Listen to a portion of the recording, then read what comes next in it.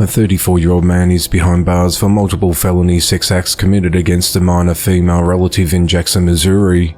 On Wednesday, the 10th of January, the Jackson Police Department opened an investigation involving accusations of possible child molestation. Devin Campbell of Marble Hill was arrested and charged with first-degree statutory rape, 2 counts of first-degree statutory sodomy and incest. He's held at the Cape Girardeau County Jail on a $75,000 cash-only bond. The investigation into the matter continues. 4 people faced drug charges following a traffic stop. At just after 2 p.m. on Wednesday the 17th of January, authorities stopped a vehicle along Lone Oak Road, near Interstate 24 in Paducah, Kentucky for traffic infractions. Deputies determined that the driver of the vehicle, 36-year-old Warren Brown, was under the influence of illegal drugs. He also faces charges of no registration plates and operating a motor vehicle under the influence of drugs first offence. The 3 passengers, 31-year-old Kelly Johnson, 30-year-old James Mitchell, and 38-year-old Matthew Lawson, were also arrested for drug possession after a search of the vehicle revealed meth and drug paraphernalia. Kelly also has an outstanding bench warrant for contempt of court. All 4 suspects were taken to the McCracken County Regional Jail. The investigation into the matter continues. A 26-year-old man is behind bars for illegal drug and gun possession charges. On the morning of Friday, the 19th of January, deputies from the Marin County Sheriff's Office searched Cesar Davila's vehicle near the intersection of Pine and Silver Roads in Silver Spring Shores, Florida, after he ran a stop sign. In the car, they found meth and a trafficking amount of fentanyl and an illegal gun. Authorities said that Cesar refused to be handcuffed and would not hand over his car keys. Marin County Sheriff's deputies arrested Cesar on charges of trafficking fentanyl, resisting arrest, and 2 charges of possession of an illegal gun. Cesar also had an active warrant out of Alachua County. He's been held without bond at the Marin County Sheriff's Office. The investigation into the matter continues. 20-year-old Tyler Prince is behind bars for fatally beating his mother Jessica Girth. On Wednesday the 10th of January, Tyler called 911 to request an ambulance, stating that his mother had fallen in her home in Arlington, Kentucky, and needed medical attention. Medics arrived and transported Jessica to Mercy Health Paducah. Doctors advised police that Jessica suffered suspicious multiple injuries on her body that were inconsistent with the reported fall that appeared to be from abuse.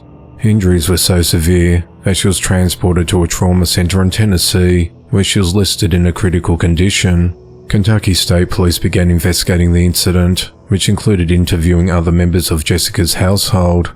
As a result of the investigation, Tyler was arrested and charged with first-degree assault and was booked into the Ballard County Jail. 2 days later, on Friday the 12th of January, Jessica died from her injuries and Tyler was additionally charged with murder domestic violence. Authorities discovered that on the 6th of January, Tyler kicked Jessica in the head about 8 times during an argument. It was also noted that Jessica received multiple facial fractures along with other internal injuries and had to be intubated before her passing. On Thursday the 18th of January, a grand jury indicted Tyler on the assault and murder charges. Tyler remains held at the Ballard County Jail on a $250,000 bond. His next court appearance is set for the 7th of March. The investigation into the matter continues. 64-year-old David Franklin Wolf is behind bars and faces multiple felony charges related to the sexual abuse of an 11-year-old girl.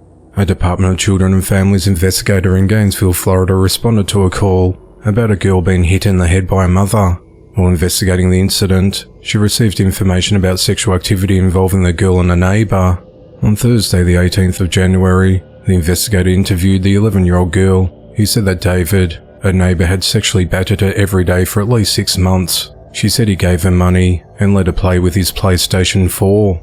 The investigator also reported that she saw scarring on the girl's wrist, and the girl said that David would wrap a rubber band, which she caught a rope around her wrist so tightly that it caused injury. She said that if she refused to engage in sexual activity, he twisted it tighter and sometimes used the rubber band around her wrist to restrict her movements. She said it was extremely painful. The girl said that David exposed himself to her and once cut her on the thigh with a knife.